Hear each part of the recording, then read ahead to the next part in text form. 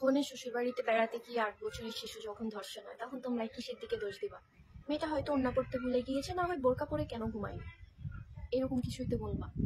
আজ থেকে প্রায় 4 বছর 2 বছর 3 বছর আগে যেই না মেয়েগুলো দর্শন হইতো সবাই ফেসবুকে আসে এটাই পোস্ট করতো যে চলাফেরা ঠিক না, পোশাকে ঠিক নাই, উচ্ছৃঙ্খল মেয়ে, উদ্ভট মেয়ে, ঠিক আছে যা হয়েছে ভালো হয়েছে, আল্লাহ শাস্তি দিয়েছে। কিন্তু কেউ একটাবার এটা বলতো না যে মানুষ যতই খারাপ হোক একটা মানুষকে কিভাবে তারা দর্শন করে মারতে পারে। এই জিনিসটা কেউ বলতো না, সবসময় মেয়েদের পোশাক নিয়ে দোষ ধরতো। এবং এটা শুধু পুরুষ না, কিছু নারী জাতীয় আছে, নারীদেরকে এইভাবে কথা বলে। আমার জানাশোনাও আছে, সমাজেও আছে। আমার চারপাশে আমি দেখতেছি একটা নারী হয়ে একটা নারীকে বিন্দু মাত্র সম্মান দেয় না, উল্টা নারীর দিকে আমি কত কষ্ট করে মনি মানুষ করেছি জানেন। আমি গরিব মানুষ, আমি ছোট মাই বিয়ে দিছি, ওই মনির আব্বুর মাথায় সমস্যা, আমি মানুষের বেলায় ছোট মানুষ বিয়ে দিছি, বড় মনির বয়স। আমি এর আগে আমার একটা ভিডিওতে বলেছি যতগুলা মেয়ে দর্শনের শিকার হচ্ছে সবগুলা মেয়ে ফ্যামিলির দিক থেকে অনেক বেশি অসহায়, সমাজের দিক থেকে অনেক বেশি অসহায়, মানে এতটা অসহায় যে তারা একটা কেস করতে গেলে যে খরচটা হবে সেটা দিতেও হিমশিম খেয়ে যাবে। আর আজকে আমি সেটাও দেখলাম, মাগুরায় যে শিশু দর্শনটা হয়েছে ওই ফ্যামিলিটা কত কষ্ট করে একটা মেয়ে পালছে, তারা নিজের মুখে বলছে ফ্যামিলিটা এত বেশি অসহায় যে তার বাবার মাথার সমস্যা আর তার যেই বোনকে বিয়ে দিয়েছে ধরনের অনেক কষ্ট করে মেয়েটাকে বিয়ে দিয়েছে, আর ওই মেয়ের বাড়িতে কিনা তাদের আদরের ছোট মেয়েটা মানে মনি, যাদেরকে মনি বলে আদর করে, ওই মেয়েটা দর্শনের শিকার হয়েছে। ওই যে আমি বললাম না, অসহায় ফ্যামিলি, তার বাবার মানসিক সমস্যা আর মা এরকম কষ্ট করে মানুষ করছে। তো আসলে দিন শেষে অসহায়দের কোনো জীবনের গ্যারান্টি নেই, তারা যে কোনো মুহূর্তে মার্ডার হইতে পারে, ধর্ষণ হইতে পারে, অত্যাচারের শিকার হইতে পারে।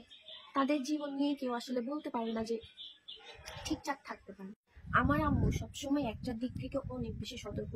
এই দিক আজকের দুনিয়াটা 2025-এ এসে আমরা যেটা দেখতেছি, নিজের পাপ পর্যন্ত ধর্ষণ করতেছে। আমার আম্মু এটা আরো 3 থেকে 4 বছর আগে থেকে আমাকে বলে আসতেছে। যেখানে নিজের বাপকে বিশ্বাস করা যায় না সেখানে কিভাবে মানুষ পাশের বাসার ছেলে, ভাগ্নে, ছোট ভাই, ছোট বোন এদের কাছে মেয়ে মানুষটাকে দিয়ে যায়। মেয়ে জিনিসটা হচ্ছে এত বেশি আকর্ষণীয় যে এখন থাকলে বাপের মাথায়ও শয়তান উঠে। প্রত্যেকটা মেয়ে যার তার কাছে এগুলো শিকার হওয়া লাগছে, হয়তো এই পরিস্থিতিটা আমি কত বেশি ভয় পাই তার একটা এক্সাম্পল আপনাদেরকে দিই। ধরেন আমি কোথাও বসে আছি অথবা রাস্তায় বের হয়েছি, একটা মানুষ আমার দিকে এমনি তাকাই আছে, আগে এগুলো আমি স্বাভাবিকভাবে নিতাম, বাট এখন আমি এটা ভয় পাই। কেন জানেন? কারণ এইভাবে তাকিয়ে থাকার মাধ্যমে তো তার সব শয়তানি ঢুকে আছে, কখন তার মধ্যে কোনটা উঠে যায় বলা যায় না। যার কারণে আমি যখনই দেখি কেউ এভাবে তাকাই আছে বা আমাকে আর চোখে একটু দেখছে, ভাই আমি ওখান থেকে সাথে সাথে সরে যাই, অথবা আমি এমন ভাবে কথা বলি যাতে লোকটা বুঝতে পারে অ্যাটলিস্ট আমার প্রতিবাদ করার মতো বয়সটা হয়েছে। আমরা এমন অনেক মেয়ে আছি, বিশ্বাস করেন অনেক মেয়ে আছে এগুলো নিয়ে কথা বলে লজ্জায়, ভয়, কিচ্ছু বলে না। রাস্তায় যৌন হয়রানির শিকার হতে হয় সবচেয়ে বেশি মেয়েদেরকে, সবচেয়ে বেশি স্টুডেন্টদেরকে, তারা যে কোনো বয়সেরই হোক না কেন। কেন জানেন?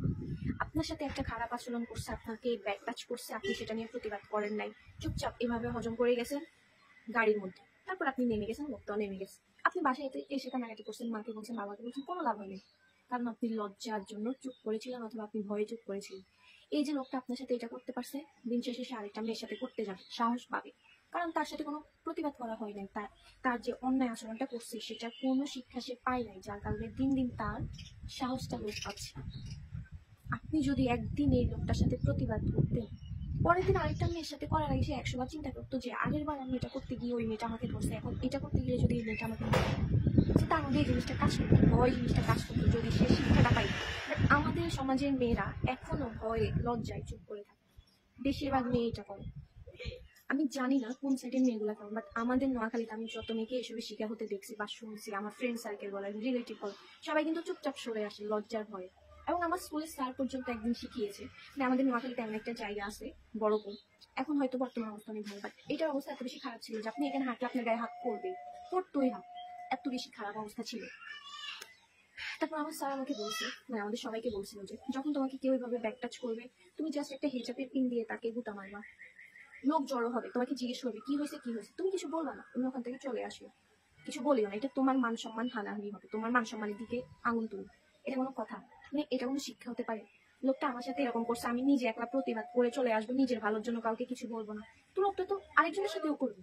তখন এর থেকে ভালো যখন আমাদের সাথে এরকমটা হবে, আমার মনে হয় তাকে আমি এমন ভাবে শিক্ষা দিব যাতে আর 10 জন মেয়ে দেখে সেটা শিখতে পারে, অথবা ওই লোকটা সেটা মাথার মধ্যে ঢুকে যায় যে এই মেয়ে আমারে এমন শিক্ষা দিছে, না জানি অন্য মেয়ে আমারে কি শিক্ষা দিতে পারে।